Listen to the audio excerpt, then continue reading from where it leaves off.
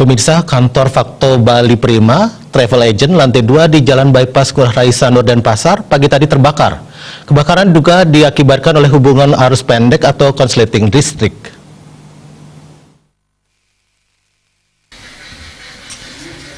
Kebakaran pertama kali diketahui sekitar pukul 7.10 WITA oleh karyawan kantor Imade Dwiki 21 tahun yang saat itu mulai masuk kerja. Saksi seperti biasa bermaksud untuk menyiapkan tempat ruangan rapat di lantai 2. Ketika masuk ke dalam kantor, saksi mencium bau terbakar, kemudian saksi naik ke lantai 2 tempat rapat. Saat membuka pintu dilihat asap sudah memenuhi ruangan rapat, kemudian saksi turun untuk memberitahu security yang berada di bawah agar menghubungi pemadam kebakaran. Sekitar pukul 8 WITA, petugas pemadam kebakaran dari BPBD Kota Denpasar tiba di TKP dan langsung melakukan upaya pemadaman.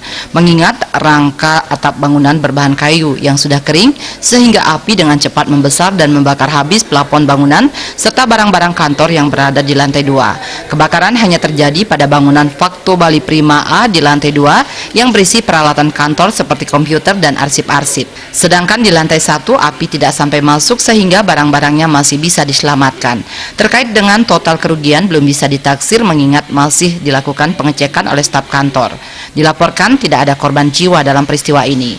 Api diperkirakan berasal dari ruangan accounting lantai 2 yang terdapat beberapa komputer. Tim Liputan Bali TV.